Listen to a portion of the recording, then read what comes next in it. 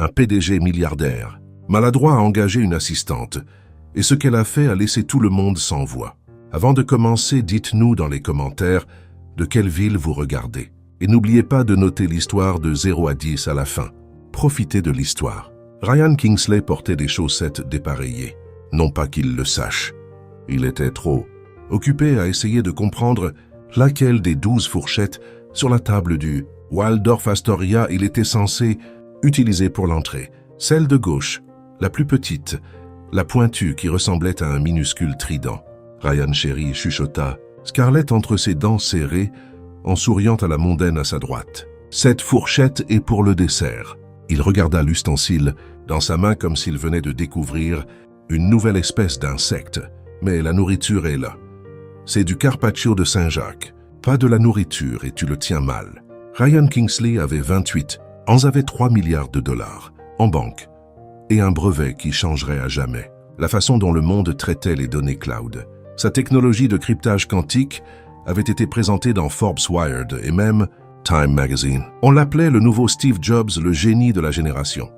C'est le prodige de la Silicon Valley. Mais en ce moment, tenant la mauvaise fourchette lors d'un dîner de gala de charité au cœur de Manhattan, Ryan ressemblait à un enfant perdu chez sa grand-mère. Et tout le monde pouvait le voir. Saviez-vous, dit un cadre de Goldman Sachs, 3 sièges plus loin, assez fort pour que toute la table entende que Kingsley a conclu un accord de 200 millions de dollars en utilisant une présentation PowerPoint 2003. Des rires polis parcoururent la table. J'ai entendu dire qu'il s'était présenté à la dernière réunion du conseil d'administration. En basket s'ajouta un autre en levant son verre de vin comme pour porter un toast à une blague d'initié. Des Converse usés. Ryan fit semblant de ne pas entendre. Il était doué pour ça. Des années de harcèlement au lycée lui avaient appris à construire des murs invisibles autour de lui. Des murs faits de codes d'algorithmes et d'une détermination obstinée à prouver que le cerveau comptait plus que l'apparence. Mais ici, sous les lustres et les robes de créateurs, ces murs ne fonctionnaient pas. Ryan siffla Scarlett en appuyant sa main contre son genou sous la table. « Tu manges la bouche ouverte. » Il avala rapidement, désolé. « Et tiens-toi droit. Tu ressembles à un point d'interrogation humain. » Ryan ajusta sa posture, mais sa cravate de travers attira immédiatement l'attention de Scarlett. Elle soupira. Ce genre de soupir dramatique qu'il ne connaissait que trop bien et tendit la main pour l'arranger. Elle tira si fort que le nœud l'étrangla presque. « Scarlett, voilà. Maintenant, tu as l'air un peu présentable. » « Présentable ?» Le mot résonna dans son esprit comme une insulte emballée dans un paquet cadeau. La vérité était que Ryan Kingsley ne s'était jamais soucié des vêtements. Il avait passé son enfance dans les bibliothèques publiques, son adolescence dans les laboratoires informatiques, et le début de l'âge adulte à vivre pratiquement dans sa chambre transformée en bureau. Lorsqu'il a finalement fondé Kingsley Tech, il était tellement concentré sur la résolution de problèmes impossibles qu'il a oublié d'apprendre à nouer correctement une cravate. Mais maintenant, il était au sommet. Et au sommet, apparemment, il y avait des règles. Des règles sur les fourchettes, des règles sur les cravates, des règles sur la façon de sourire, de saluer les gens, de tenir une coupe de champagne, sans avoir l'air de boire du jus d'orange dans une cafétéria scolaire. Mesdames et messieurs, la voix de l'hôte résonna dans la salle de bal. Le moment que vous attendiez tous est arrivé. Commençons la vente aux enchères caritatives de ce soir. Des applaudissements polis remplirent la salle. Ryan profita de la distraction pour desserrer un peu sa cravate. Il prit une profonde inspiration. Encore 2 heures. 2 heures. Et il pourrait rentrer chez lui, enlever ce costume suffocant et enfin revoir le nouveau code de mise à jour de sécurité qui le rendait fou depuis des jours. Le premier article de la soirée poursuivit l'hôte avec un enthousiasme rodé est une escapade d'un week-end dans un complexe 5 étoiles à Aspen, généreusement offerte par la Famille Vanderbilt. $1,000. Quelqu'un cria 3000, 5000. Ryan regardait la scène avec la même confusion que quelqu'un assistant à un rituel dans une tribu lointaine. Rien de tout cela n'avait de sens pour lui. Payer $10,000 pour un week-end qui en vaut 3. Pourquoi? Juste pour dire que tu as gagné, Ryan. Scarlett lui donna un coup de coude. Fais une offre. Pourquoi? Parce que c'est ce que font les gens. Mais je n'aime même pas le ski. Il ne s'agit pas d'aimer ça. Il s'agit de participer, d'être vu, de montrer que tu appartiens à ce monde. Ryan fronça les sourcils. Mais je n'appartiens pas à ce monde. C'était la mauvaise chose à dire. Le visage de Scarlett changea. Quelque chose de froid et de tranchant envahit ses yeux bleus, parfaitement maquillés. « Tu sais quel est ton problème ?» Ryan dit-elle doucement, mais chaque mot coupé comme du verre. « Tu penses qu'être intelligent suffit? Que créer une technologie révolutionnaire te donne un laissez-passer? Gratuit pour être ça ?»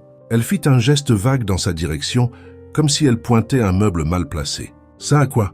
demanda Ryan, sentant quelque chose d'inconfortable s'agiter dans sa poitrine. Maladroit sans classe, embarrassant. Silence. Les gens autour d'eux continuaient de parler, de rire, d'enchérir. Mais pour Ryan, le monde était devenu silencieux. Il regarda Scarlett, la femme, qui disait l'aimer, qui postait des photos, 200 lignes avec des légendes. Sur le grand amour, aimant. Génie et ne vit que du mépris. « Tu m'embarrasses, Ryan, dit-elle cette fois sans même essayer de le cacher.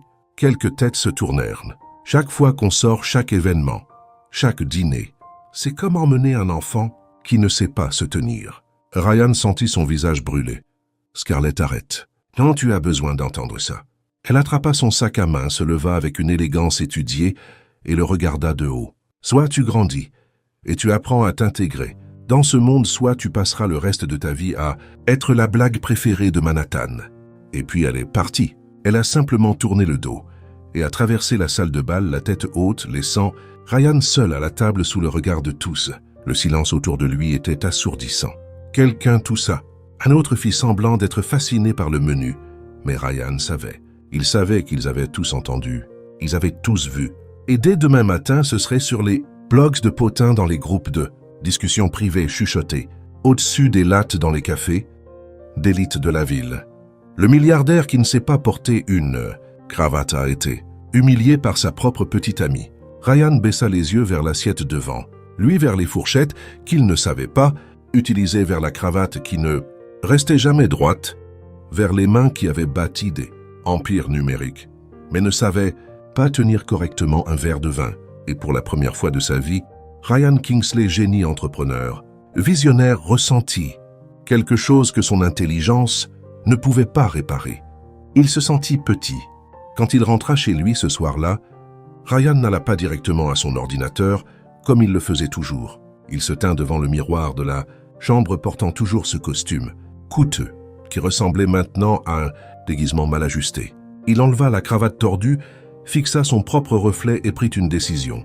S'il pouvait s'offrir les meilleurs ingénieurs, les meilleurs avocats, les PNG, meilleurs investisseurs, pourquoi ne pas engager quelqu'un pour réparer ça? Quelqu'un qui pourrait lui apprendre à appartenir à ce monde, quelqu'un qui pourrait transformer le génie maladroit en quelqu'un que le monde prendrait au sérieux. Il attrapa son téléphone et appela son chef des ressources humaines. « J'ai besoin que vous publiez une offre d'emploi. Demain matin, dit-il, sa voix stable pour la première fois de cette horrible nuit. J'engage une assistante personnelle, quelqu'un qui comprend l'étiquette, les événements sociaux, comment fonctionner, comme une personne normale dans ce monde. » Il y eut une brève pause à l'autre bout du fil. « Compris, Monsieur Kingsley, des exigences spécifiques ?» Ryan regarda à nouveau le miroir. « Oui, elle doit être patiente. Elle en aura besoin. » Elisa Chandler était en retard, non? Pas à cause d'un métro en panne ou d'un talon cassé, mais parce que 10 minutes plus tôt, elle avait curieusement touché une sculpture magnétique géante dans le hall de Kingsley Tech, et le résultat était tout droit sorti d'un dessin animé. Ses longs cheveux bruns se dressaient dans toutes les directions possibles, comme si elle avait été électrocutée. 15 minutes et 4 tentatives. Ratées plus tard, ni une brosse, ni de l'eau, ni la prière ne pouvaient réparer le désastre. Le miroir des toilettes était devenu son ennemi et la gravité une blague. « Laisse tomber, marmonna-t-elle, en repoussant les mèches rebelles avec ses mains.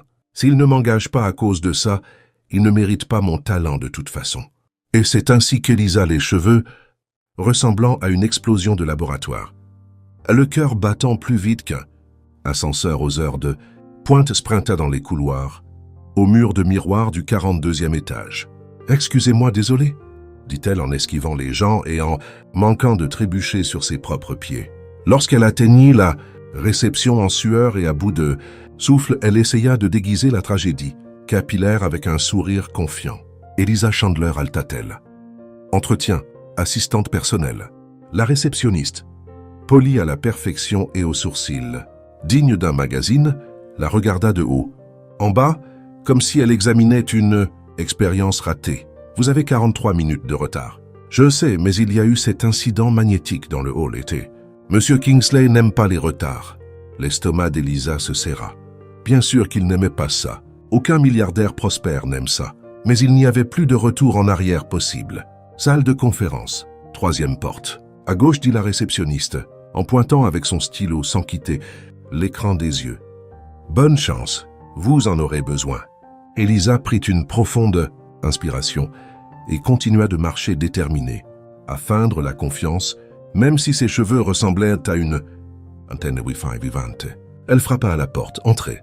Quand elle l'ouvrit, elle trouva Ryan Kingsley, assis derrière un énorme bureau, portant un sweat à capuche gris du Mighty et mangeant un burrito directement dans l'emballage en aluminium.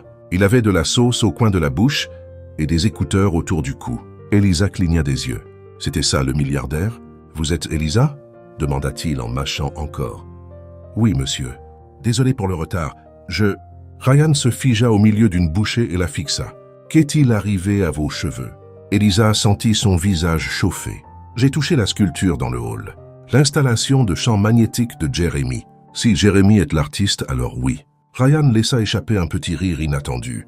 Bon sang, ce truc est un danger public. Ça a grillé 3 téléphones et effacé la carte magnétique du directeur financier. Il haussa les épaules.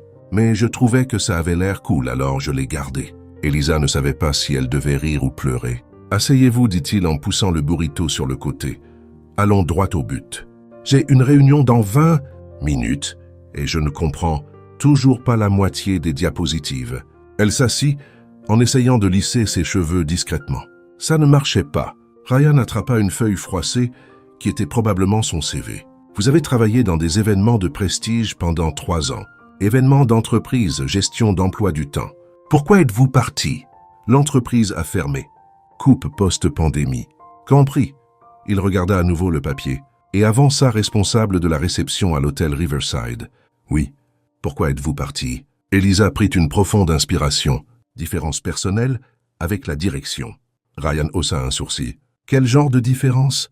Le genre où le directeur général était mon petit ami et m'a viré après notre rupture. Silence. Puis Ryan éclata de rire. Sérieusement? Malheureusement. Waouh, quel idiot. Elisa faillit sourire. Certainement pas la réaction qu'elle attendait. C'était compliqué, je parie. Ryan jeta le papier sur le bureau. Ok, question rapide. Connaissez-vous la différence entre une fourchette à salade et une fourchette à dessert? Elisa fronça les sourcils. Oui, génial. Vous êtes embauché. Quoi? Je plaisante. Il lui fit un sourire en coin. Mais sérieusement, connaissez-vous tous ces trucs d'étiquette? Les événements chics, les vêtements appropriés, le protocole. Oui, j'ai travaillé sur des événements de gala pendant des années. Parfait parce que je n'y connais rien et ça devient un sérieux problème. Avant qu'Elisa ne puisse répondre, son téléphone sonna. Elle regarda l'écran. Tante Margaret. Son estomac se serra. Désolée, je dois prendre ça, dit-elle en se détournant. Salut, Tata. Elisa, la voix de sa tante était pure glace. J'ai reçu un appel de la banque. Tu as jusqu'à vendredi pour déménager de la maison. Mais Tata, on en a parlé. Cette maison appartenait à mes parents. C'était le cas. Maintenant, c'est la mienne. C'est dans le testament. Tu avais 1 an pour contester parce que j'avais dit que tu pouvais rester. Tu avais promis. J'ai changé d'avis. Sa tante soupira, comme si elle changeait de chaîne de télévision. De plus, tu ne peux même pas garder un emploi. Même un directeur d'hôtel n'a pas voulu te garder. Quel genre de personne es-tu, Elisa? Les mots frappèrent comme un coup de poing. Ses yeux brûlaient, mais elle refusait de pleurer. Pas ici, je dois y aller. Vendredi, ne m'oblige pas à appeler la police. L'appel se termina. Elisa resta là, dos tourné, essayant de respirer. Hey, la voix de Ryan était douce. Ça va? Elle se retourna lentement, essuyant ses yeux. Désolé, je n'aurais pas dû répondre. Votre tante. Elisa hocha la tête. Elle vous met dehors de la maison de vos parents. Ce n'était pas une question. Il avait tout entendu.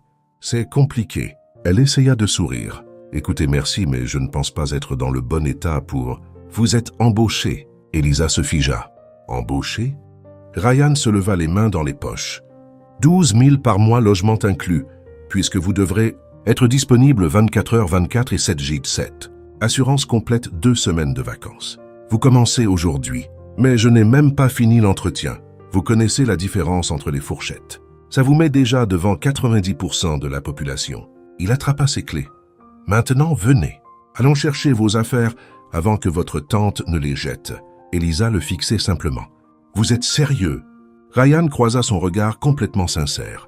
Je ne suis pas bon pour mentir. Un de mes défauts. Il sourit légèrement. Alors oui, maintenant venez.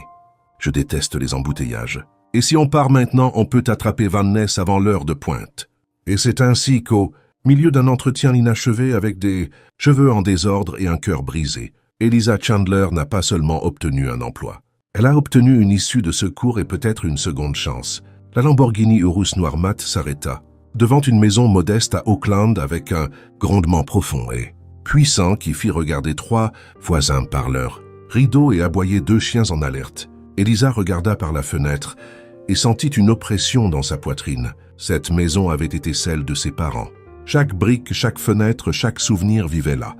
Et maintenant, c'était juste un autre endroit qu'elle était forcée de quitter. « Hé » Ryan éteignit le moteur et la regarda. « Voulez-vous que j'attende ici ou… » « Non. » Elisa prit une profonde inspiration. « Venez avec moi. Ce sera rapide. Vous êtes sûr ?»« Je suis sûr. Le plus vite sera le mieux. » Ils sortirent du SUV ensemble, et au moment où Elisa posa le pied sur le trottoir, la porte d'entrée s'ouvrit violemment. Tante Margaret apparut comme un vautour, sentant une proie fraîche. Elle avait la cinquantaine, des cheveux blonds trop décolorés, des lunettes de soleil beaucoup trop chères, et un air de supériorité pratiquement gravé sur son visage. Mais quand ses yeux se posèrent sur la Lamborghini brillante garée devant la maison, sa mâchoire se bloqua une fraction de seconde. « Elisa. » Son ton était froid, mais il y avait une pointe de surprise. « Je pensais que tu viendrais en Uber. »« Changement de plan, dit Elisa, essayant de garder sa voix stable. Margaret remarqua enfin Ryan à côté d'elle. Ses yeux allèrent de la Lamborghini à Ryan puis à Elisa et s'écarquillèrent légèrement. « Et qui est-ce » Avant qu'Elisa ne puisse répondre, Ryan s'avança et tendit la main avec un sourire poli bien qu'Elisa jura avoir vu une lueur espiègle dans ses yeux. « Ryan Kingsley, ravi de vous rencontrer. » Margaret lui serra la main mécaniquement, traitant encore l'information. Kingsley comme Kingsley Tech, lui-même. Ses yeux clignèrent plusieurs fois comme si elle venait d'être giflée par des mains invisibles. « Et vous êtes ici parce que… » Ryan regarda Elisa avec un sourire chaleureux qui envoya des papillons dans son estomac, ce qui était ridicule, car ce n'était qu'un jeu d'acteur, n'est-ce pas? Je suis ici pour récupérer les affaires de ma petite amie. Silence. La mâchoire de Margaret tomba littéralement. Le cœur d'Elisa commença à s'emballer. « Petite amie ?» Elle regarda Ryan, qui lui fit un clin d'œil rapide comme pour dire « Fais-moi confiance. »« Votre petite amie ?»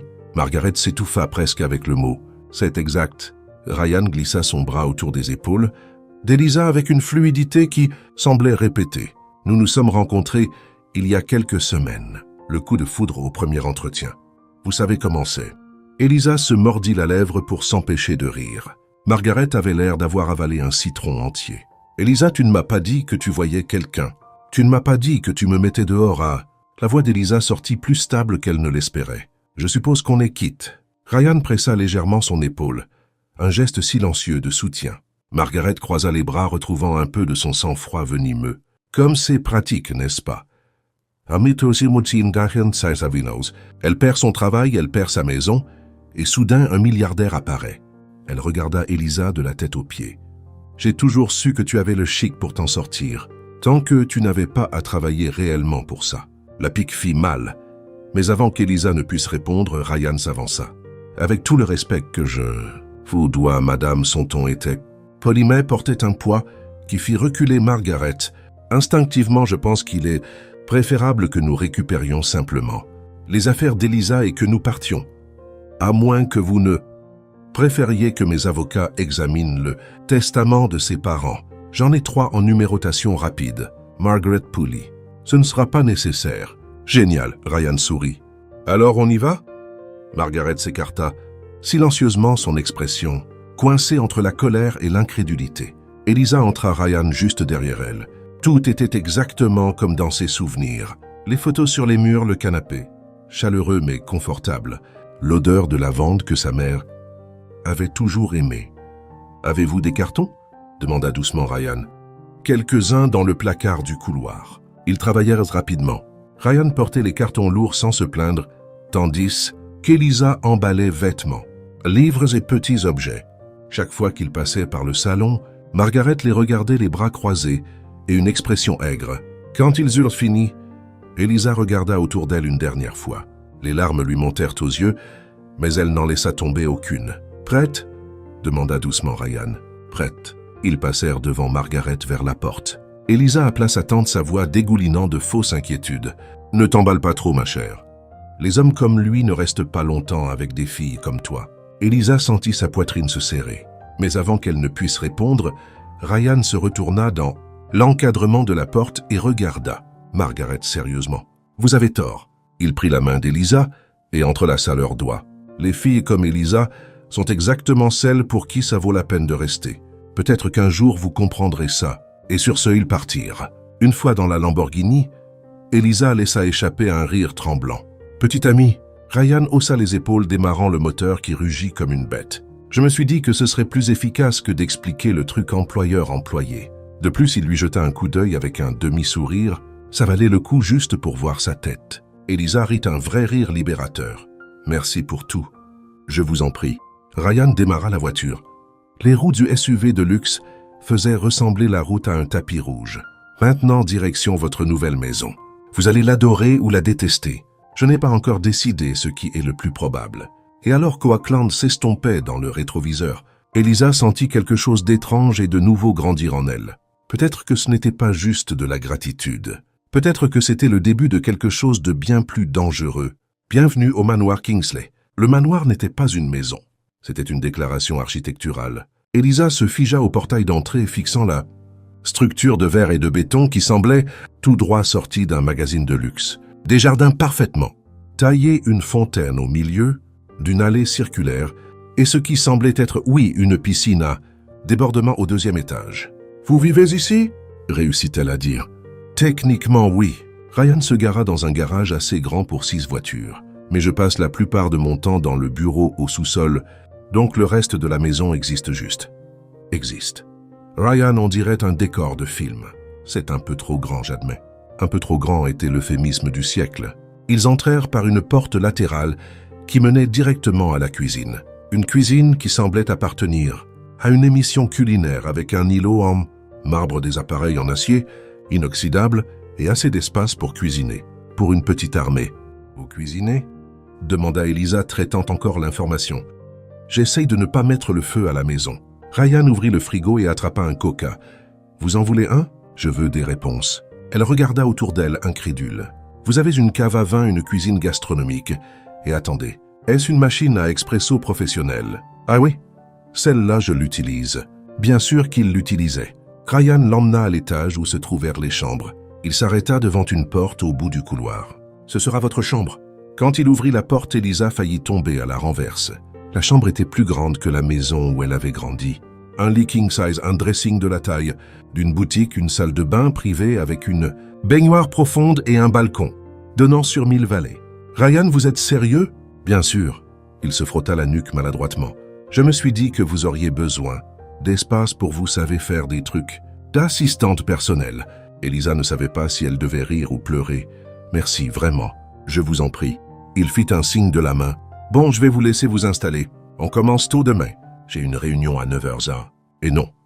Elisa le coupa en croisant les bras. « On commence maintenant. » Ryan cligna des yeux. « Que voulez-vous dire? Que voulez-vous dire? » « Ce que je veux dire, vous m'avez engagé pour réparer votre image, non? Alors commençons. Où est votre garde-robe? » « Bon. Pourquoi? » « Parce qu'on fait un ménage maintenant. » 10 minutes plus tard, Elisa était dans le placard de Ryan jetant des vêtements comme si elle était dans une émission de relooking. Ce sweat à capuche du MIT. Aïe. Hey, mais... Dehors. Elle le jeta de côté. Ce t-shirt avec une tache de café, dehors. Ses baskets usées. Définitivement dehors. Ryan regardait avec horreur sa collection de vêtements, confortables s'empiler sur le sol. Vous jetez la moitié de ma garde-robe. La moitié? Je suis généreuse. Elisa ramassa une chemise à carreaux délavée. Ryan, vous avez 3 milliards de dollars et vous vous habillez comme un étudiant fauché. Mais j'aime ces vêtements et j'aimais vivre chez mes parents. La vie est pleine de sacrifices. Elle jeta 3 autres chemises. Demain, nous allons faire du shopping. Vous aurez besoin de costumes, de chemises, habillés de chaussures décentes. J'ai des costumes. Où? Ryan pointa timidement le coin du placard. Elisa en sortit un et haleta presque. Ryan, on dirait que ça a été écrasé par un éléphant et oublié dans une cave. Pendant 5 ans. Je porte ça aux réunions importantes. Vous portiez ça? Elle le jeta sur la pile. À partir de maintenant, vous allez vous habiller comme quelqu'un qui a réellement construit un empire technologique. Ryan croisa les bras boudeurs. Vous êtes autoritaire. Vous m'avez engagé pour ça. Ils se fixèrent, un moment la tension flottant dans l'air jusqu'à ce que Ryan soupire, en signe de défaite. D'accord, vous gagnez. Mais je garde le sweat gris. Lequel? Vous en avez 7. Celui du Mighty. Elisa leva les yeux au ciel, mais remit le sweat dans le placard. Vous pouvez garder celui-là, mais seulement pour le porter à la maison. Merci, Votre Majesté. Elle sourit. Je vous en prie, votre désastre. Au cours des jours suivants, Elisa réorganisa la vie de Ryan avec l'efficacité d'un général commandant des troupes. Elle nettoya son emploi du temps, annulant les réunions inutiles, et Pisaptiti, réarrangeant les rendez-vous. Elle créa un système de code, couleurs pour séparer les événements, sociaux, les réunions d'affaires et le temps de repos que Ryan ne respectait jamais. Et bien sûr, elle commença les leçons d'étiquette. Fourchette à gauche pour la nourriture, expliqua-t-elle pendant le dîner.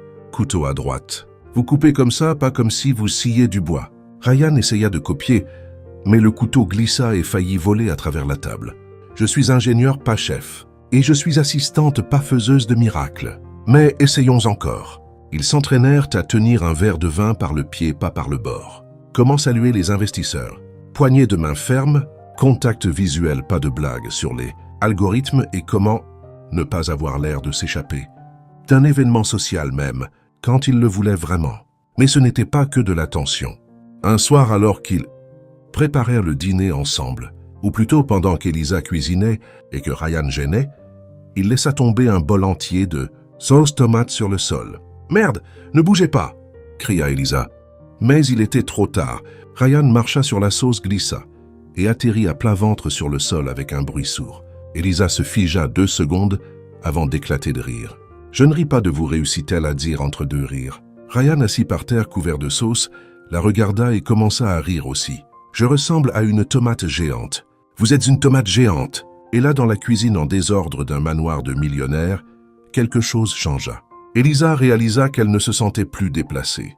Et Ryan réalisa que, pour la première fois depuis des années, sa maison ressemblait vraiment à un foyer. Ils restèrent là quelques secondes, riant sans dire un mot, comme si ce chaos domestique était un secret qu'ils partageaient seuls. Quand le rire céda enfin la place à un silence confortable, Ryan se leva, offrit sa main à Elisa et dit « Je pense qu'on devrait se préparer. On a un empire à impressionner ce soir. » Elisa sourit en prenant sa main. La légèreté de ce moment se transforma en une nouvelle sorte d'énergie. Un partenariat. Quelques heures plus tard, à l'étage. Vous ressemblez à quelqu'un sur le point d'être jugé en public, dit Elisa en ajustant sa cravate. C'est exactement ce qui va se passer, répondit Ryan en expirant. Sauf qu'au lieu d'un juge, ce sont des milliardaires, avec du champagne. Ryan, c'est juste un dîner de gala. Un dîner de gala avec 200 investisseurs, la presse technologique et le maire de San Francisco. Il regarda le miroir comme un homme sur le point d'affronter un peloton d'exécution. Pas de pression. Elisa soupira et recula pour jeter un dernier coup d'œil. Ryan avait l'air impeccable. Un smoking Hugo Boss, parfaitement taillé, des chaussures en cuir italien, ciré, les cheveux soigneusement plaqués en arrière. Il avait l'air de sortir tout droit d'une couverture de Forbes, mais l'expression sur son visage criait « Sortez-moi de là !»« Vous vous souvenez des règles ?» demanda Elisa. Fourchette à gauche, couteau à droite. Pas de discussion sur le cryptage quantique pendant les entrées. Et souriez, établissez un contact visuel, et pour l'amour du ciel, ne renversez rien. Parfait, elle sourit. Vous survivrez. Ryan n'avait pas l'air convaincu. La grande salle de bal de l'hôtel Fairmont était éblouissante. Des lustres en cristal, des tables décorées, d'arrangements floraux qui coûtaient plus cher qu'une voiture compacte. Des serveurs circulant avec du champagne Dom Pérignon. Tout criait argent, pouvoir et vous n'avez pas votre place ici. Quand Ryan et Elisa entrèrent, les têtes se tournèrent. Ryan chéri. Scarlett apparut comme une vision en rouge.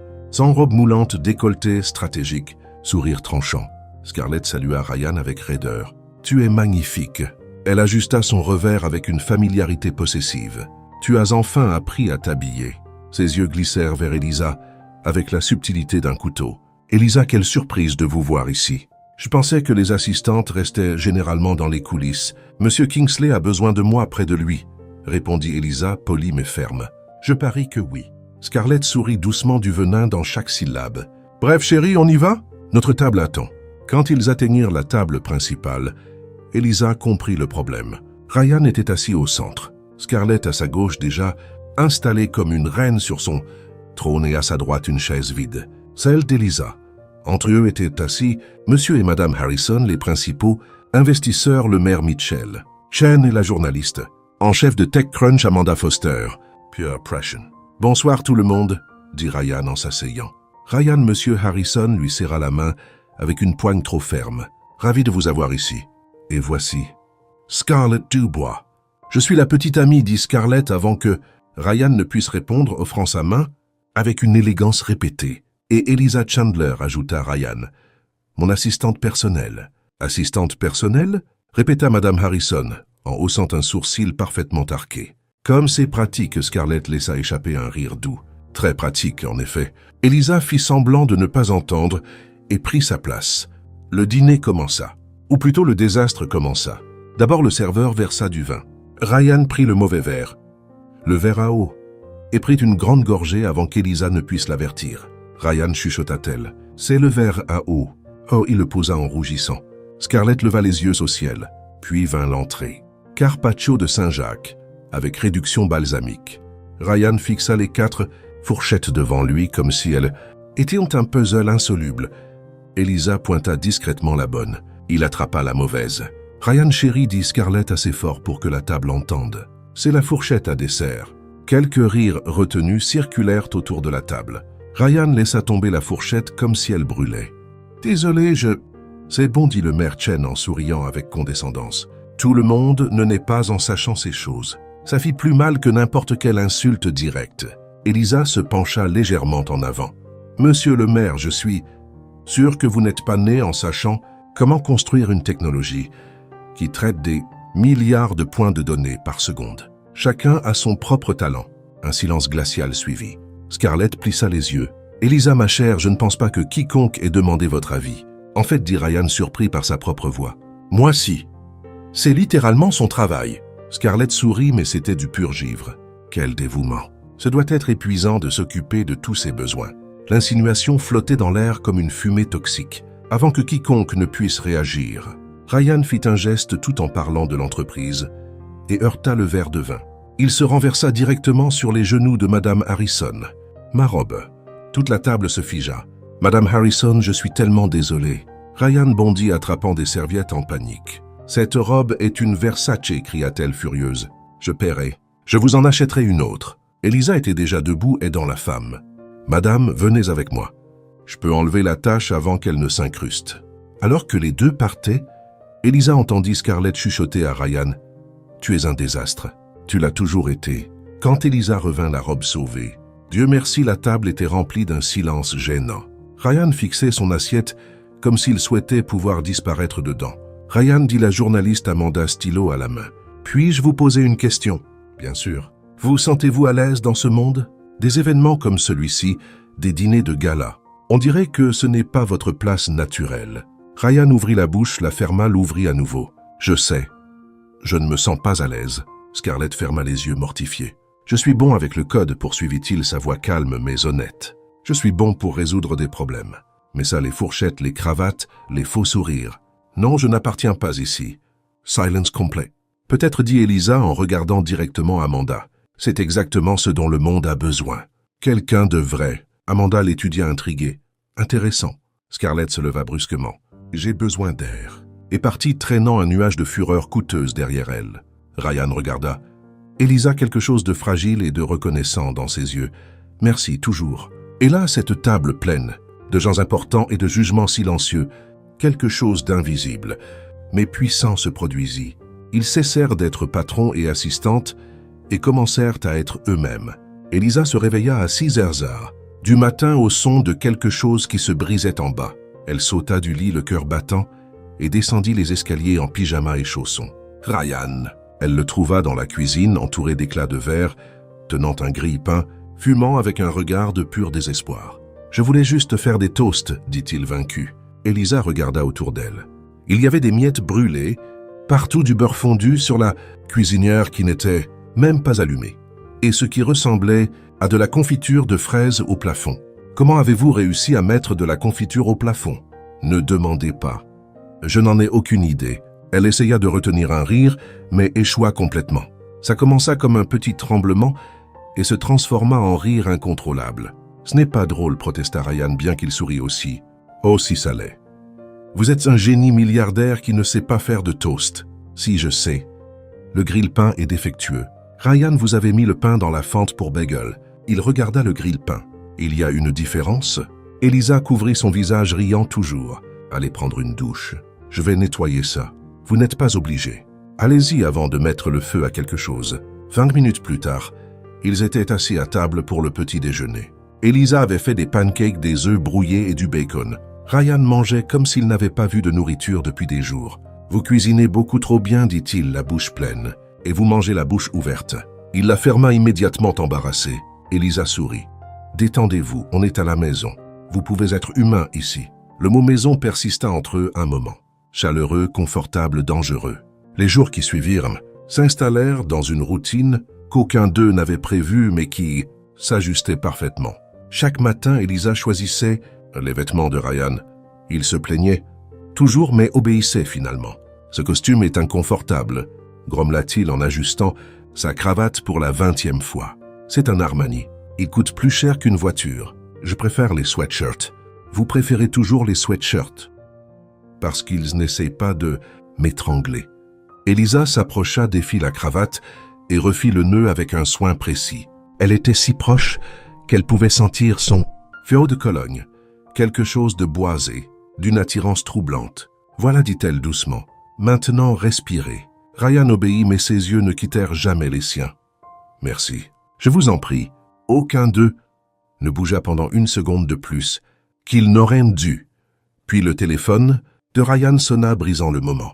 Cet après-midi-là, Elisa s'assit à côté de lui pendant les réunions virtuelles juste hors du champ de la caméra, signalant chaque fois qu'il commençait à devenir trop technique. Donc, l'architecture de notre système blockchain utilise un protocole de consensus basé sur... Elisa fit un geste rapide de couper. Ryan s'arrêta. « Je veux dire, c'est très sécurisé et rapide. »« Parfait, dit l'investisseur de l'autre côté de l'écran. C'est exactement ce que nous voulions entendre. » Quand la réunion se termina, Ryan tourna sa chaise vers elle. « J'allais expliquer la partie technique et perdre l'investissement. Personne ne veut entendre parler de protocole. Ryan, ils veulent entendre sécurisé et rapide, mais la partie technique est la meilleure. Pour vous.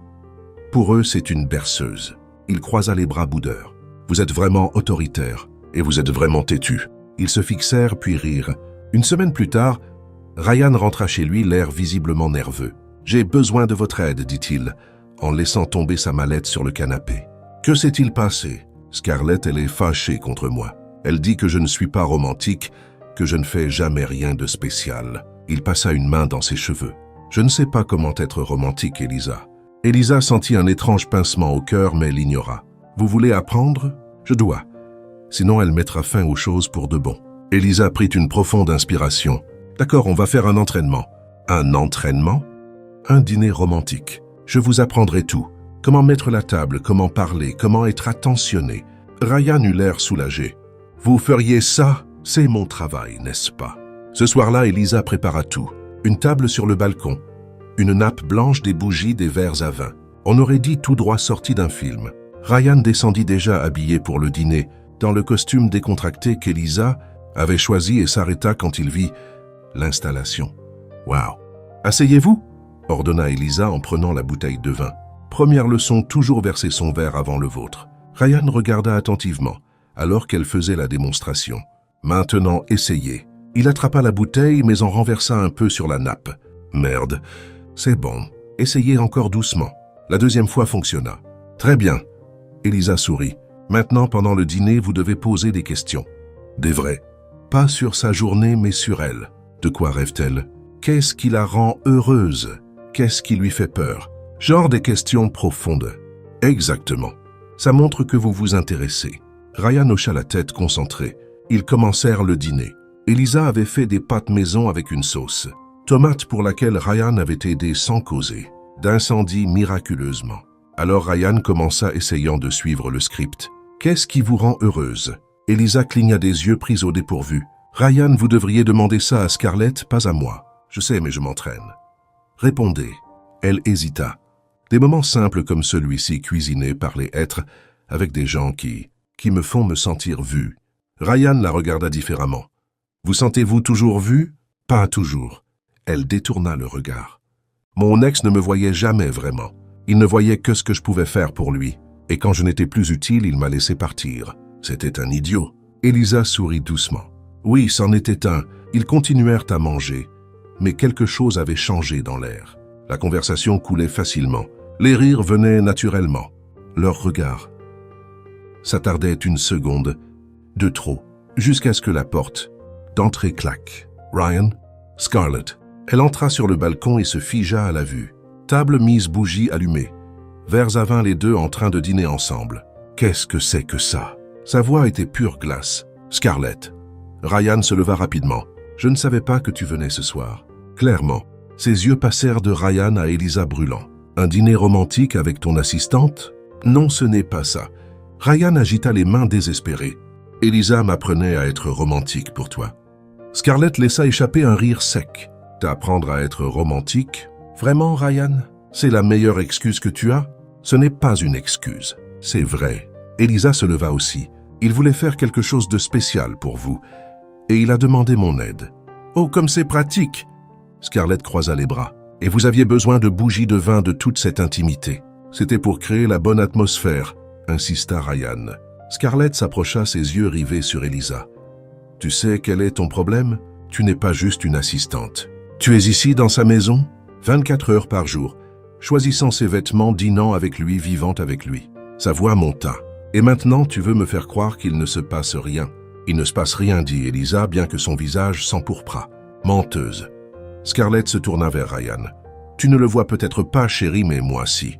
La façon dont elle te regarde, la façon dont tu la regardes. Ryan devint pâle. Scarlett, tu imagines des choses. Vraiment?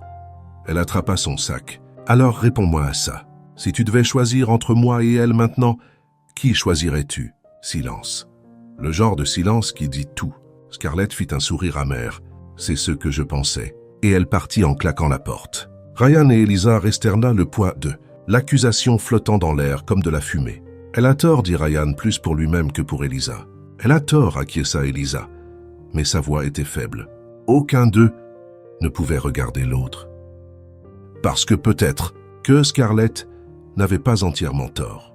Elisa était dans le bureau de Ryan, passant en revue l'emploi du temps de la semaine quand la réceptionniste appela. « Mademoiselle Chandler, il y a un Dominique Lawson ici qui demande à vous voir. » Le sang d'Elisa se glaça. « Quoi? Il dit que c'est urgent, que vous deux avez une histoire. » Ryan Kingsley, assis de l'autre côté du bureau travaillant sur son ordinateur portable, leva les yeux. « Qui est Dominique Lawson ?» Elisa déglutit difficilement. « Mon ex. » Le visage de Ryan changea. « L'idiot qui vous a viré ?»« Lui-même. Voulez-vous que je le renvoie ?» Oui, elle voulait ça.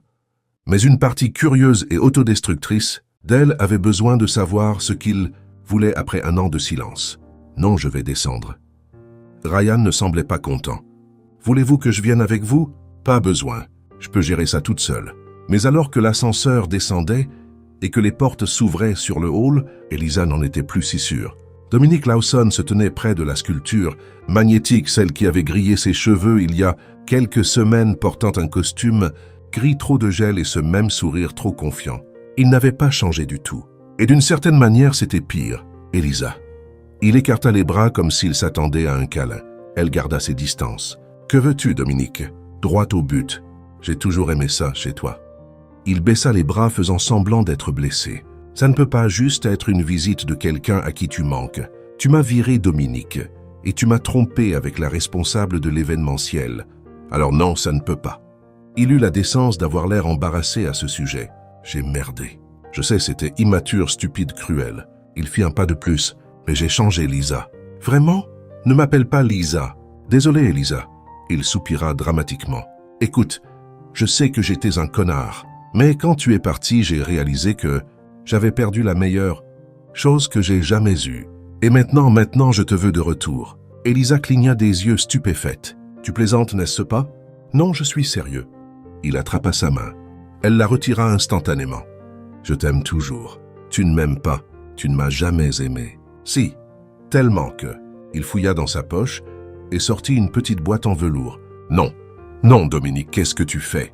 Te donner la seconde chance que j'aurais dû te donner il y a 1 an? » Et juste là, au milieu du hall de Kingsley, Tech avec des gardes de sécurité qui regardaient et des employés qui passaient, Dominique Lawson mit un genou à terre. « Elisa Chandler, veux-tu m'épouser ?»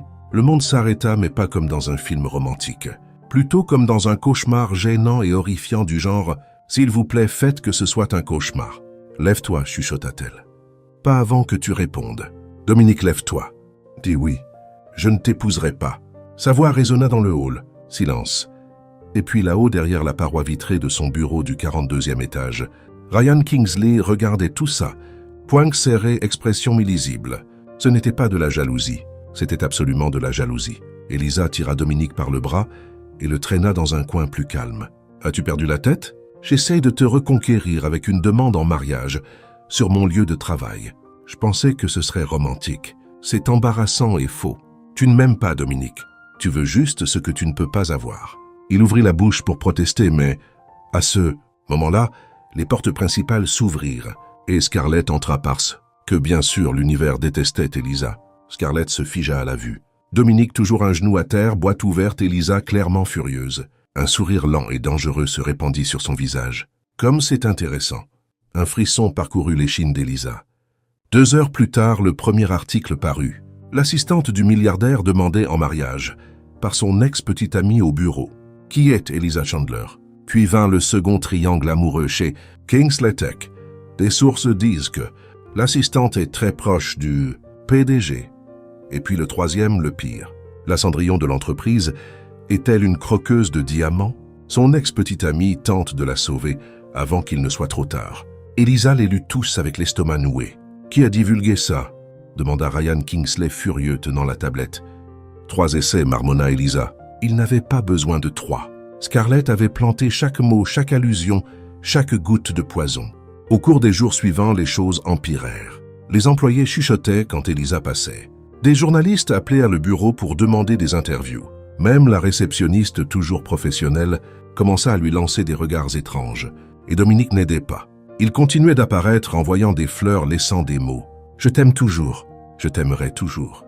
Donne-moi une chance. » Il n'abandonne pas, dit Ryan Kingsley, froissant un autre mot qui venait d'arriver. « Il ne le fait jamais. C'est agaçant. » Elisa soupira épuisée. « Je n'ai rien demandé de tout ça. Je sais que les gens pensent que je suis une sorte de croqueuse de diamants, que je suis ici. Pour un gain personnel. Je ne pense pas ça. » Elisa le regarda. « Vous êtes sûr ?» Ryan hésita juste une fraction de seconde, mais c'était suffisant. Elisa sentit son cœur couler. « Vous n'êtes pas sûr ?» Elle se leva. « Vous doutez de moi ?»« Non, je juste... » Il passa une main dans ses cheveux frustrés. « Tout le monde parle, Elisa. Les investisseurs, les journalistes, même mon propre conseil d'administration. Ils disent que vous me manipulez, que tout ça est un coup monté. Et vous les croyez ? Non. » Mais il la regarda désespéré. « Comment puis-je ne pas me poser la question quand tout le monde dit la même chose ?» Les mots frappèrent Elisa comme une gifle. « Je vois. Elisa, ce n'est pas ce que je voulais dire. » « C'est exactement ce que vous vouliez dire. » Elle attrapa son sac. « Vous avez dit que vous ne saviez pas mentir ? Ryan, alors au moins soyez honnête maintenant. Pensez-vous que je vous utilise ? » Silence. Ce terrible silence lourd qui disait plus que n'importe quel mot. Les larmes piquèrent les yeux d'Elisa, mais elle refusa de les laisser tomber. « J'ai perdu mes parents. J'ai perdu ma maison. J'ai été trahi par l'homme que je pensais m'aimer et abandonné par ma propre famille. » Sa voix tremblait. « Et quand j'ai finalement trouvé un endroit où je pensais pouvoir recommencer, j'ai réalisé que même vous ne me faites pas confiance. Je vous fais confiance. Non, vous ne me faites pas confiance. Si c'était le cas, vous ne me poseriez pas cette question. » Elle marcha vers la porte. Elisa attendait. « J'ai besoin de temps. » Et elle partit, laissant Ryan seul, dans son bureau enterré sous le poids du doute et le sentiment écrasant qu'il venait de faire la plus grosse erreur de sa vie. Pendant ce temps, à l'autre bout de la ville, Scarlett leva une coupe de champagne souriant à son propre reflet. La graine avait été plantée. Maintenant, tout ce qu'elle avait à faire était d'attendre que le fruit pourrisse. L'invitation arriva sur du papier couleur crème, avec un lettrage doré en relief. Vous êtes cordialement invité à un dîner de charité, organisé par Scarlett. Dubois en soutien à la Fondation des Arts de San Francisco. Tenue, cravate noire RSVP requis. Elisa regarda l'invitation comme si c'était une condamnation à mort. Vous n'êtes pas obligé d'y aller, dit Ryan debout dans l'encadrement de la porte de son bureau. Il s'était à peine parlé depuis la dispute 3 jours plus tôt. La tension entre eux était épaisse, inconfortable, suffocante. « Si je suis obligé, » répondit Elisa sans le regarder, « je suis votre assistante. Vous serez là, ce qui veut dire que je serai là. Eliza, c'est mon travail, Ryan. » La façon dont elle dit son nom froide, professionnelle, fit plus mal que n'importe quel cri. Ryan ouvrit la bouche pour dire quelque chose, mais abandonna. Et Elisa fit semblant de ne pas s'en soucier. La salle de bal du Palace Hotel était impeccable. Lustres en cristal, table décorée d'orchidées blanches, un orchestre jouant Vivaldi. Tout criait argent, pouvoir et exclusivité. Elisa intraportante, une robe beige simple mais élégante, qu'elle avait achetée la semaine précédente. Rien de tape à l'œil, rien qui pourrait déclencher plus de potin. Mais bien sûr, il était déjà trop tard pour ça. « Regardez qui vient d'arriver », chuchota quelqu'un, alors qu'elle passait. « C'est elle, l'assistante. J'ai entendu dire que son ex l'a demandé en mariage au bureau. Je parie que tout était mis en scène. » Elisa garda la tête haute et marcha jusqu'à la table où Ryan était déjà assis. Il se leva à son approche, un réflexe des manières qu'elle lui avait enseignées. « Vous êtes magnifique, dit-il doucement. »« Merci, répondit-elle froidement et s'assit. La chaise à côté de Ryan était vide. Celle de Scarlett qui, bien sûr, s'était assurée d'arriver 15 minutes. En retard pour que tous les yeux de la salle soient sur elle quand elle entrerait, et ça a marché. Scarlett apparut comme une déesse en soie rouge sang. Sa robe fendue haut sur la cuisse décolletée, parfaitement calculés cheveux, platine tombant en vagues hollywoodiennes. Chaque pas était mesuré, chaque sourire une arme. « Bonsoir tout le monde !» Elle salua le public comme une reine. « Merci à tous d'être ici pour une soirée si spéciale. » Des applaudissements polis suivirent. Elle s'assit à côté de Ryan, embrassa sa joue s'attardant juste un peu trop longtemps, puis se tourna vers Elisa de l'autre côté de la table. « Elisa, quelle surprise de vous voir ici. Je suis l'assistante de Monsieur Kingsley. Ma place est partout où il est. » Quel dévouement. Scarlett sourit doucement, son ton tranchant comme du verre. « J'espère que vous ne vous fatiguez pas avec autant de responsabilités. » Elisa saisit la pique mais l'ignora. Le dîner commença et bien sûr les désastres aussi. D'abord, le serveur servit une soupe à la citrouille. Elisa prit la mauvaise cuillère, celle du dessert, ironiquement, et ne remarqua que, lorsque M. Harrison, à côté d'elle, se racla la gorge bruyamment. « Celle-là est pour la glace, ma chère, dit-il avec condescendance. » Des rires doux circulèrent autour de la table. Elisa changea de cuillère, son visage brûlant. Puis vint le plat principal, des médaillons de filet. Ryan essaya de couper le steak, mais le couteau glissa et le morceau vola. Littéralement vola, atterrissant directement sur les genoux de la journaliste, assise 3 sièges plus loin. « Je suis tellement désolé, Ryan bondit. Je n'ai pas... »« C'est bon, monsieur. » Kingsley dit la femme essuyant sa robe avec une serviette, clairement irritée. « Les accidents arrivent. » Scarlett leva les yeux au ciel dramatiquement. « Chérie, tu pourrais avoir besoin de plus de leçons d'étiquette.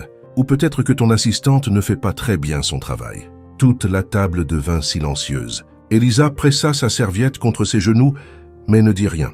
Ryan ouvrit la bouche, mais Scarlett continua de parler avant qu'il ne puisse dire un mot. Au fait, puisque nous sommes tous réunis ici, elle se leva levant sa coupe de champagne. « J'aimerais porter un toast. » « Oh non.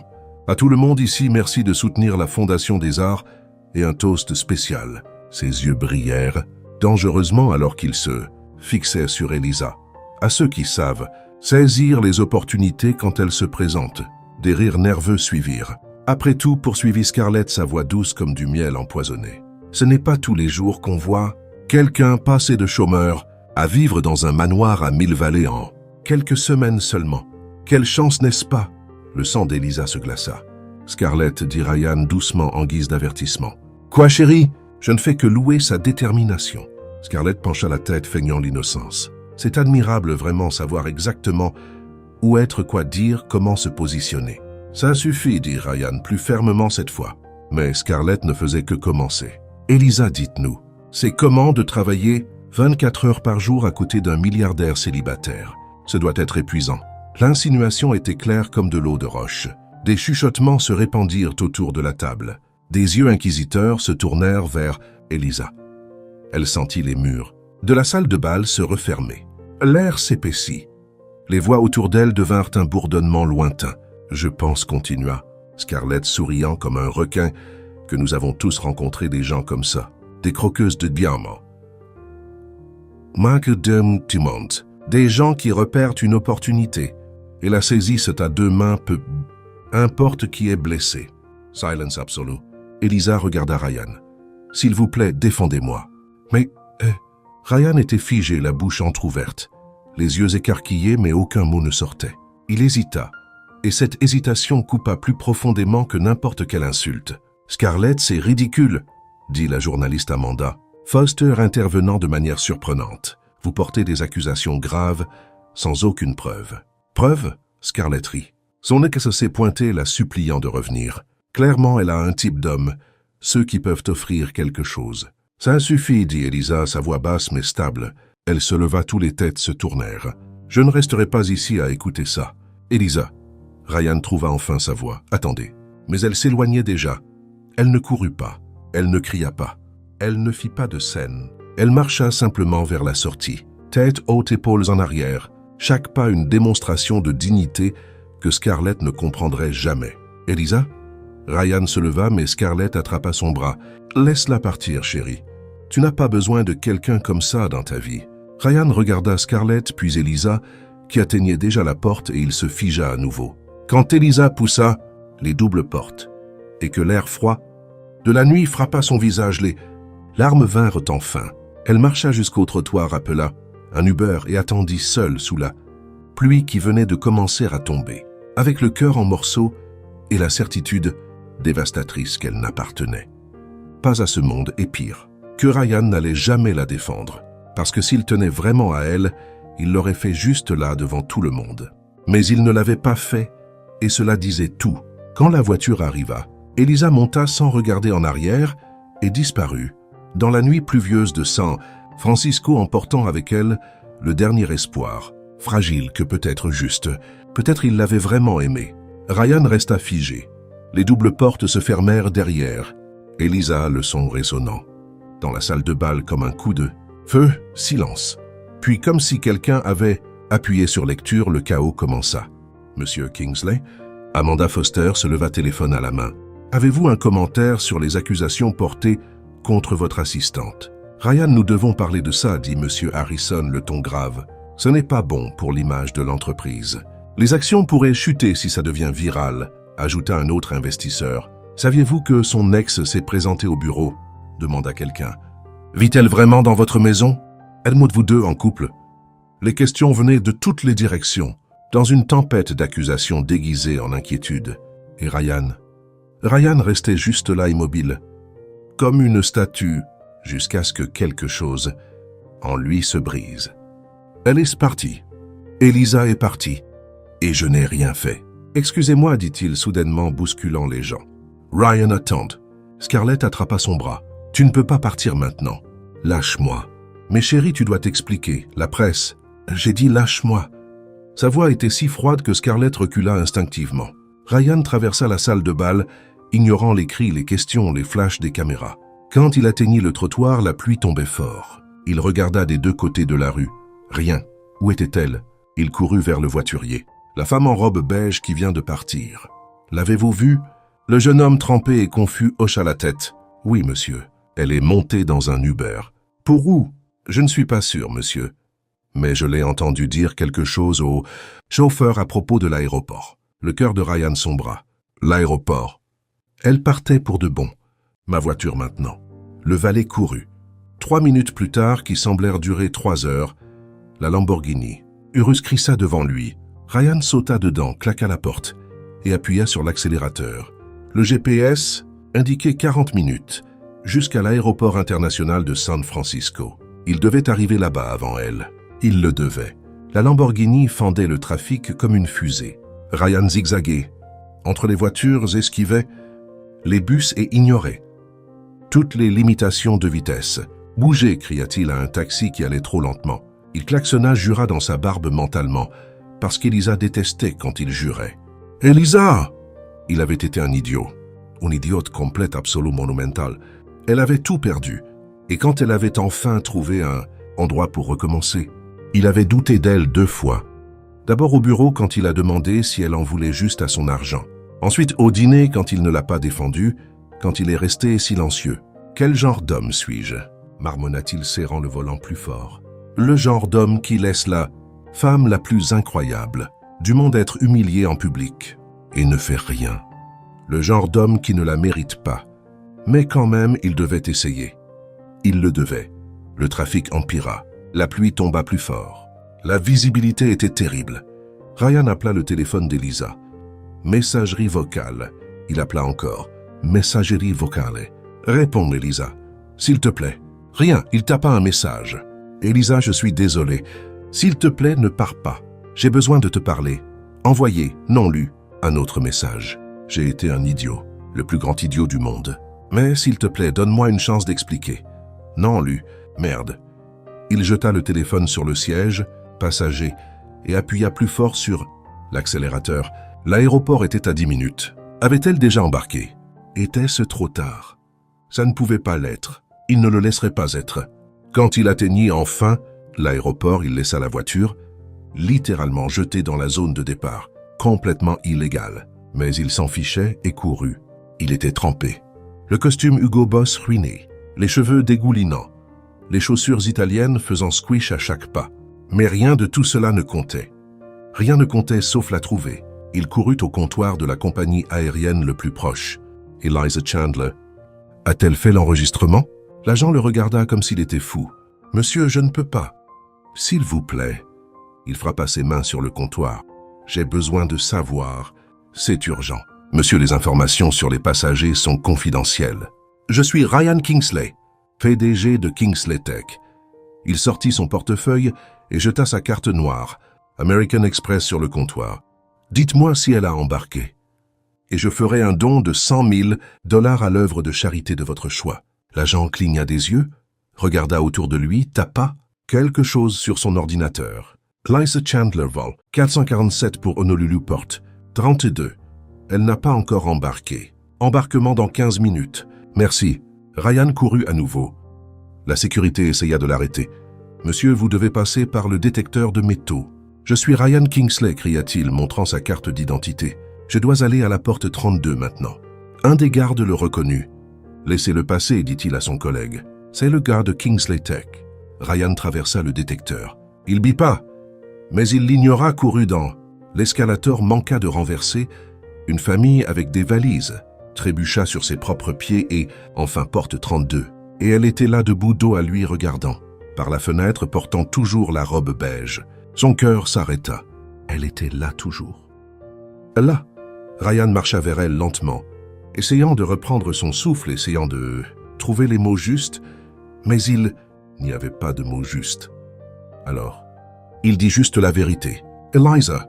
Elle se retourna, et quand leurs yeux se rencontrèrent, les siens désespérés, les siens larmoyants, Ryan sut. Il sut qu'il n'allait pas la laisser partir. Pas sans se battre, pas sans dire ce qu'il aurait dû dire il y a longtemps. Quelques minutes plus tôt, Elisa était arrivée à l'aéroport sans aucun plan. Elle savait seulement qu'elle devait partir, aller n'importe où sauf ici. Elle s'approcha du comptoir de Hawaiian Airlines, tremblant encore de froid et de pluie, sa robe, beige collant à elle son maquillage taché. « Bonsoir, dit l'agent avec un sourire poli. Comment puis-je vous aider? J'ai besoin d'un billet. » La voix d'Elisa sortit rauque. « Le premier disponible. Je me fiche d'où il va. » L'agent cligna des yeux surpris, mais commença à taper. « Nous avons un vol pour Honolulu. Départ dans 1h30. Classe économique. Dernier siège disponible. Je le prends. » Génial. Puis-je voir une pièce d'identité avec photo? Et Elisa remit son permis de conduire et sa carte de crédit qui était presque au plafond. Mais elle s'en fichait. 3 minutes plus tard, elle avait le billet en main. Vol 447 porte 32. Embarquement à 23h15, Hawaï. Elle n'avait jamais été à Hawaï, mais en ce moment, ça semblait être l'endroit parfait pour disparaître. Elle passa la sécurité, acheta une bouteille d'eau, parce que pleurer déshydrate, et marcha jusqu'à la porte d'embarquement. Elle s'assit dans un coin à l'écart de tout le monde et laissa enfin les larmes tomber pour de bon. Silencieuse, dévastatrice. Excusez-moi. Elisa leva les yeux rapidement, essuyant ses yeux. Une femme dans la cinquantaine, cheveux gris, expression bienveillante se tenait devant elle. Vous êtes Elisa Chandler, n'est-ce pas? Le cœur d'Elisa sombra. Génial même ici, je suis. Admit-elle trop fatiguée pour nier. J'ai vu la vidéo. La femme s'assit à côté d'elle sans demander. Celle du dîner. Cette horrible femme vous humiliant. Elisa ferma les yeux. Donc tout le monde l'a vu. Tout le monde l'a vu. La femme marqua une pause. Et tout le monde est de votre côté. Elisa ouvrit les yeux. Quoi? Ma chérie, vous étiez gracieuse, digne. Vous n'avez pas riposté. Vous n'avez pas fait de scène. Vous vous êtes juste levée et êtes partie. La femme pressa sa main. Je m'appelle Carole et je voulais juste que vous sachiez que vous êtes incroyable. Avant qu'Elisa ne puisse répondre, quelqu'un d'autre s'approcha. Un jeune homme avec un sac à dos et une casquette NBA. Hey, vous êtes l'assistante de Kingsley. Il sourit. Mec, cette blonde était horrible. J'espère que vous la poursuivrez en justice. Je sais, je ne poursuis personne. Vous devriez dire une autre voix. Une adolescente écouteur autour du cou. Ma mère dit toujours que les gens comme elle n'attaquent que parce qu'ils sont jaloux. La fille haussa les épaules. Et genre, vous êtes évidemment meilleur qu'elle en tout. Elisa sentit une boule dans sa gorge. Merci, vraiment. Au cours des minutes suivantes, plus de gens vinrent. Un couple âgé, une maman avec un bébé, même un homme d'affaires en costume qui dit qu'il travaillait dans la tech et admirait la façon dont elle gardait Kingsley dans le droit chemin. Ils offrirent des mots de soutien, des câlins, même du chocolat. Madame Carole avait une barre Hershey's dans son sac à main. Et Elisa, qui avait passé des semaines à se sentir jugée, attaquée, invisible, se sentit enfin vue. Mais cela ne fit que rendre les choses plus douloureuses parce que la seule personne dont l'opinion comptait vraiment n'était pas là. L'annonce résonna à travers la porte. Vol 447 pour Honolulu, embarquement immédiat. Passagers des zones 1 et 2, veuillez vous diriger vers la porte. Elisa se leva, attrapa son petit sac et rejoignit la file. C'est là qu'elle l'entendit. Eliza. Elle se figea, non. Lentement, elle se retourna. Et il était là, Ryan, Kingsley trempé, costume ruiné, cheveux dégoulinants, haletant comme s'il venait de courir un marathon. Leurs yeux se rencontrèrent à travers la foule. Elisa, dit-il encore plus doucement, cette fois s'avançant. Sa poitrine se serra. Vous ne devriez pas être ici. Je sais, mais je le suis. Ryan, s'il vous plaît, écoutez-moi juste. Les gens autour d'eux commencèrent à remarquer ce qui se passait. Les téléphones sortirent, les caméras se levèrent. C'est le PDG milliardaire. Il est venu la chercher. Attendez, c'est réel. Elisa sentit les murs se refermer à nouveau. Pas ici, chuchota-t-elle. Alors où? Nulle part. Elle se tourna vers la file d'embarquement. Vous avez eu votre chance de parler 2 fois, et les 2 fois vous êtes resté silencieux. Je sais, et j'ai été un idiot. Il l'a suivi. Mais s'il vous plaît, donnez-moi une chance de plus pour arranger ça. Il n'y a rien à réparer, Ryan. Elle tendit son billet à l'agent de porte. Vous avez rendu parfaitement clair ce que vous ressentez pour moi. Je ne l'ai pas fait. J'ai figé. Je suis terrible à ça. À quoi? À défendre quelqu'un à qui vous prétendez tenir. Elle le regarda, les yeux pleins de larmes. Parce que si vous teniez vraiment à moi, Ryan, vous l'auriez fait quand ça comptait. La file avança. Elisa fit un autre pas vers la porte d'embarquement. Ryan paniqua. Il courut au comptoir. J'ai besoin d'un billet pour ce vol. L'agent le regarda surpris. Monsieur, l'embarquement a déjà commencé. Je sais, mais je dois monter dans cet avion. Il jeta sa carte noire sur le comptoir. Première classe, affaires, économie, je m'en fiche. Faites-moi juste monter sur ce vol. L'agent tapa rapidement. Nous avons un siège en classe affaires, 3800 $. Je le prends. 1 minute plus tard, Ryan avait le billet en main et sprintait vers la porte. Le dernier passager embarquait Elisa. Elle s'arrêta à la porte menant à. L'avion regarda en arrière une dernière fois, et ses yeux rencontrèrent les siens. Il y avait de la douleur, de la colère, de la déception, mais aussi quelque chose d'autre. Quelque chose auquel Ryan s'accrocha comme un homme qui se noie à un gilet de sauvetage. L'espoir. Et puis elle disparut dans le couloir. Ryan courut vers l'agent. « montra son billet et la suivit à l'intérieur. Les portes se fermèrent. À l'extérieur de la porte, Carole, la gentille vieille dame, sourit à son mari. 10 $ qu'ils finissent ensemble. 20, répondit-il. Et dans l'étroite allée de l'avion, Ryan Kingsley marchait avec détermination vers son siège parce qu'il n'abandonnait pas. Pas cette fois. Ryan embarqua dans l'avion comme un ouragan trempé. Son costume Hugo Boss dégoulinait sur le tapis. Ses cheveux collaient à son front. Ses chaussures italiennes faisaient un bruit embarrassant squish-squish à chaque pas. Il ressemblait à un PDG qui avait perdu un combat contre une bouche d'incendie. Et tout le monde le remarqua. « Oh mon Dieu !» chuchota une femme au premier rang. « C'est Ryan Kingsley, le milliardaire de la tech. » Son mari demanda en levant les yeux de sa tablette. « Il est trempé et essoufflé. » Ajouta une hôtesse de l'air inquiète. « Monsieur, ça va ?» Ryan ne l'entendit pas. Ses yeux scannèrent l'avion, cherchant désespérément. Où est-elle? Et puis il la vit, rangée 18 sièges côté hublot. Elisa était assise la ceinture, attachée, fixant le hublot comme si elle pouvait faire décoller l'avion plus vite par la seule force de sa volonté. Ryan commença à marcher dans l'allée lentement au début, puis plus vite. Les gens commencèrent à remarquer. « Attendez, n'est-ce pas le gars de la vidéo ?» chuchota un adolescent donnant un coup de coude à sa mère. « C'est le PDG qui n'a pas défendu sa petite amie. » Assistante corrigea quelqu'un. « Mais tout le monde sait qu'elle était plus que ça. »« Les gars, il arrive ?» chuchota une femme en pointant. Tout le monde se tourna pour regarder. Ryan continuait de marcher complètement. Inconscient qu'il était, devenu le centre d'attention de 180 passagers. Quand il atteignit la rangée 18, il s'arrêta. Elisa regardait toujours par le hublot. « Elisa, dit-il doucement. » Elle ne bougea pas. « Elisa, s'il te plaît. »« Rien. Je sais que tu peux m'entendre. » Finalement, elle tourna la tête. Son expression un mélange de colère, de douleur et d'épuisement. « Allez à votre siège, Ryan. »« Non. Vous dégoulinez sur mes genoux. » Il regarda en bas. C'était vrai. Une petite flaque se formait. « Désolé. Allez à votre siège. Pas avant que tu m'écoutes. J'en ai déjà assez entendu. » Ou plutôt, je n'ai pas entendu ce que j'aurais dû. La pique fit mouche. Ryan prit une inspiration. « Tu as raison. J'ai été un lâche 2 fois. » Il passa une main dans ses cheveux mouillés. « Quand tu as demandé si je pensais que tu en voulais à mon argent, j'ai hésité. Et au dîner, quand Scarlett t'a humilié devant tout le monde, j'ai figé. Et maintenant, vous voulez que je vous pardonne parce que vous avez couru après moi? Non, je veux que tu m'entendes parce que si je ne dis pas ça, maintenant je le regretterai. Pour le reste de ma vie. » L'avion entier était silencieux. Même l'hôtesse de l'air arrêta de vérifier les compartiments supérieurs pour regarder. « Ryan, tout le monde regarde » chuchota Elisa mortifiée. « Je m'en fiche. » Il s'agenouilla dans l'allée devant elle, complètement trempé, complètement ridicule, complètement amoureux. « Laisse-les regarder. »« Avez-vous perdu la tête ?»« Probablement. » Il prit sa main. Elle essaya de la retirer, mais il tint bon. « Elisa, j'ai passé toute ma vie à être bon avec les chiffres, avec le code, avec les algorithmes. Je peux résoudre des problèmes impossibles. Mais quand il s'agit de gens de sentiments, je suis un désastre. » J'ai remarqué. Et j'ai réalisé quelque chose. Il n'y a aucune technologie au monde qui puisse réparer ma vie si tu n'es pas dedans. Silence absolu. Même le bébé de la rangée 12 arrêta de pleurer. Elisa sentit ses yeux brûler. « Ryan, tu es entré dans ma vie pour réparer mes cravates et tu as fini par tout réparer. Tu m'as appris à être une meilleure personne.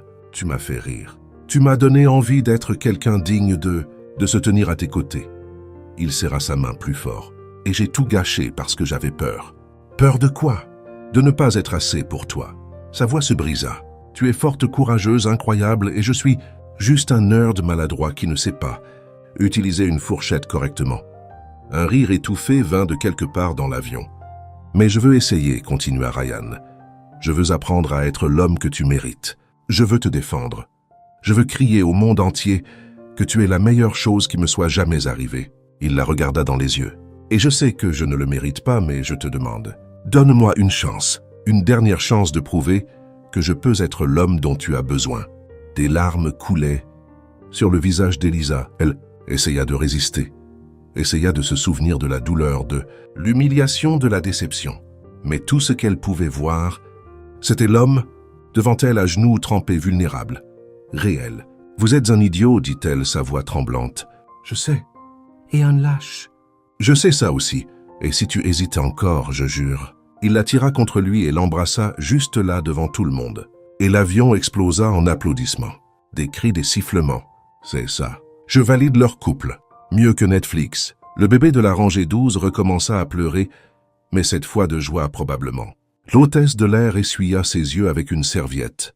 La voix du pilote retentit dans l'interphone. « Mesdames et messieurs, il semble que nous ayons une fin heureuse à bord. Maintenant, Monsieur Kingsley. Veuillez retourner à votre siège pour que nous puissions décoller. » Ryan recula essoufflé, souriant. « Donc c'est un oui. » Elisa leva les yeux au ciel, mais souriait aussi. « C'est un laisse-moi réfléchir. Je le prends. » Il se leva enfin et retourna dans l'allée sous une vague d'applaudissements et de cris d'encouragement. Quand il atteignit la première classe et se laissa tomber sur son siège, il réalisa que ses mains tremblaient. Elle n'a pas dit non. Et pour la première fois depuis que tout s'était effondré, Ryan Kingsley ressentit quelque chose qu'il n'avait pas ressenti depuis des jours. L'espoir. Alors que l'avion roulait sur la piste, Elisa regarda par le hublot essayant de traiter ce qui venait de se passer. Ryan Kingsley avait traversé la moitié de San Francisco, acheté un billet de dernière minute et confessé son amour devant un avion entier. Idiot, bel idiot. Elle toucha ses lèvres, sentant encore la chaleur du baiser et sourit. Peut-être, juste peut-être, que ça valait la peine de donner une dernière chance. Ils ne sont jamais allés jusqu'à Hawaï. Quand l'avion atterrit à Honolulu pour une escale de ravitaillement, Ryan convainquit Elisa de reprendre le vol suivant. « Nous avons des affaires inachevées à San Francisco, dit-il. Comme votre petit ami psychotique, répondit Elisa sèchement. Ex-petit ami dès que nous atterrissons, et c'est exactement ce qu'il fit.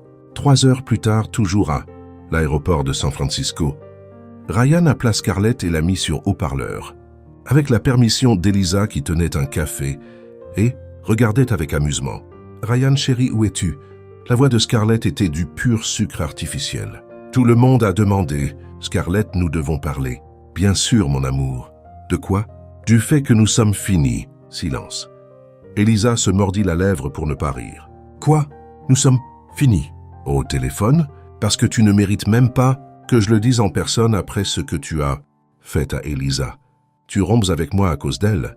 Non, je romps avec toi parce que tu es cruelle, manipulatrice et toxique. Elisa m'a juste aidé à le voir. Tu regretteras ça, Ryan Kingsley. Je vais... » Il raccrocha puis regarda Elisa. « Voilà officiellement célibataire. Félicitations. Tu veux un cookie ? Je te veux. » Elle faillit recracher son café. Ryan quoi ?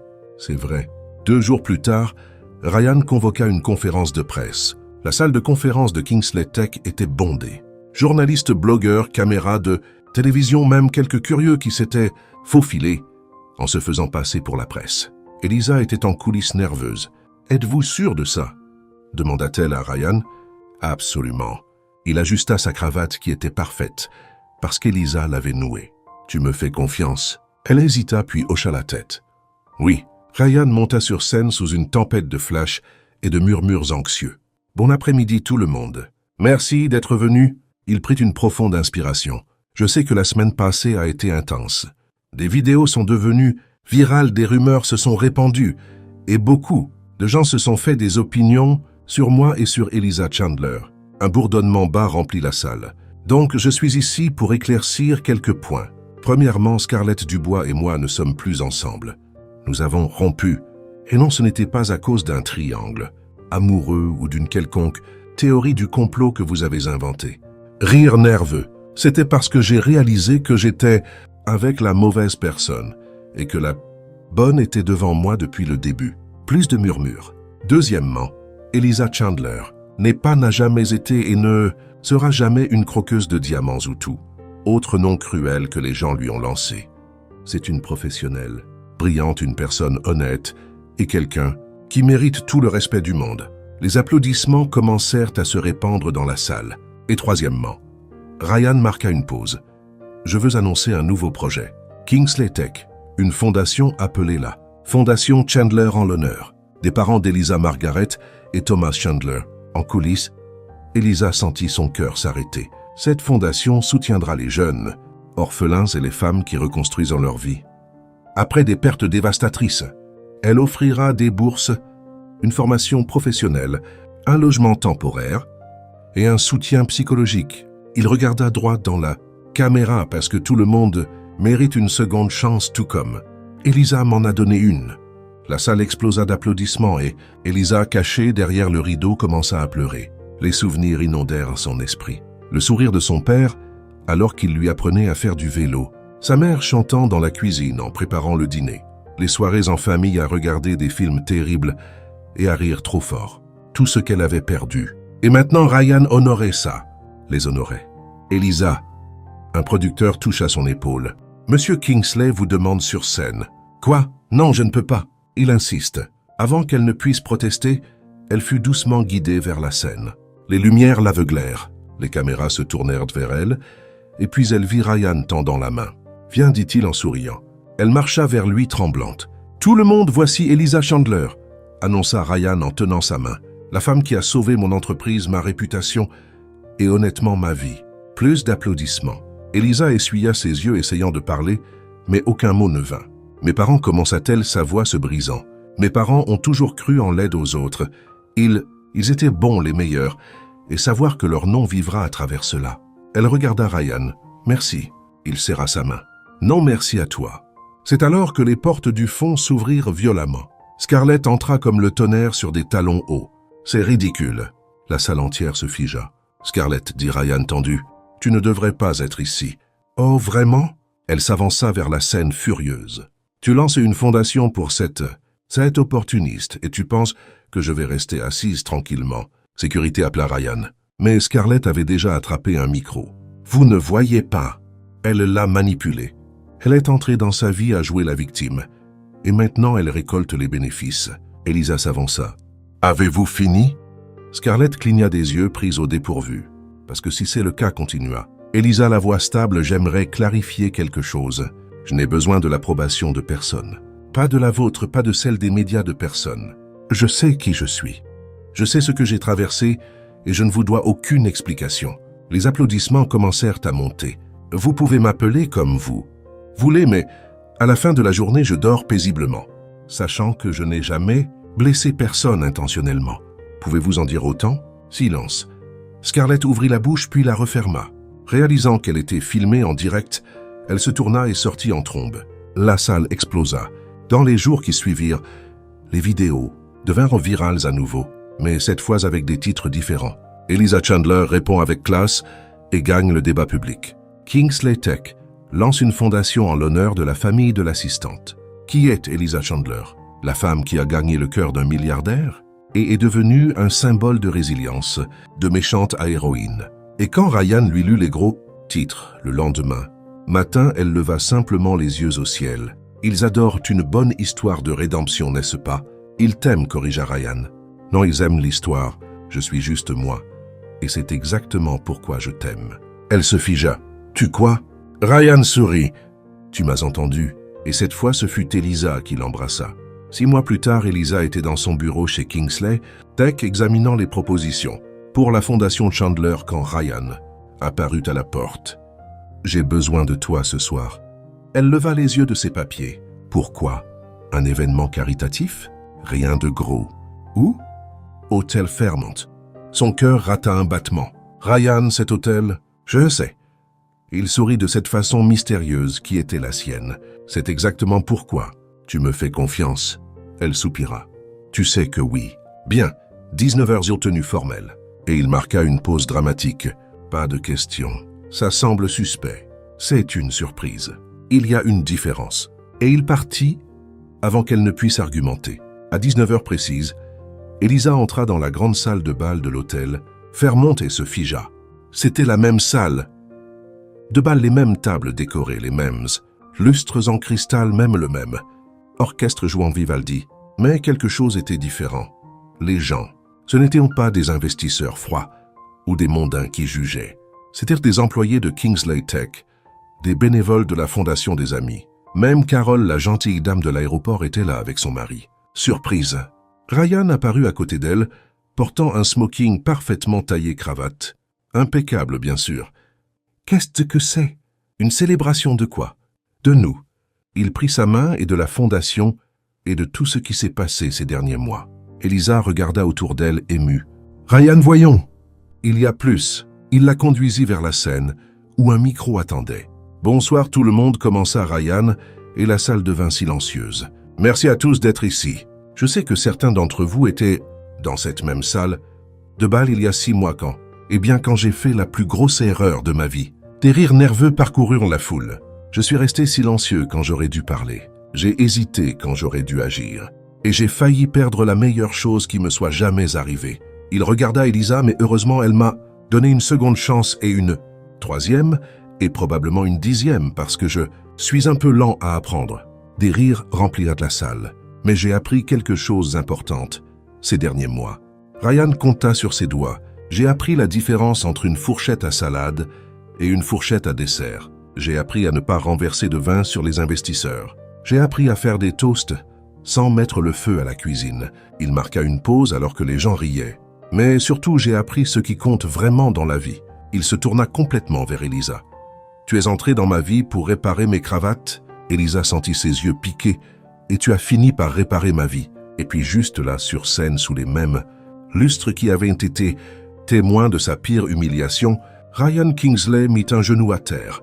Elisa porta une main à sa bouche. « Non, il ne le fait pas. » Ryan sortit une petite boîte en velours de sa poche. « S'il le fait, Elisa Chandler, tu m'as appris que l'intelligence sans empathie ne signifie rien, que le succès sans amour est vide, et que les cravates tordues sont acceptables tant que ton cœur est au bon endroit. » Il ouvrit la boîte révélant une bague en diamant qui brillait comme une constellation. « Veux-tu m'épouser?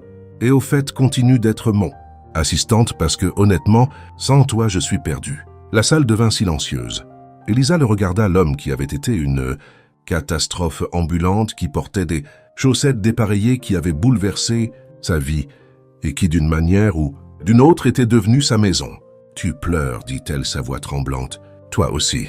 Demande encore. » Ryan cligna des yeux confus. « Quoi? Demander encore ?» Elle sourit à travers ses larmes. « Parce que la première fois, tu étais nerveux et tu as avalé la moitié des mots. » Des rires éclatèrent à travers la salle. Ryan rit aussi, essuyant ses yeux. « Elisa Chandler, amour de ma vie là. Femme qui m'a fait croire que je pouvais être plus que du code et des algorithmes. Veux-tu m'épouser? » « Oui.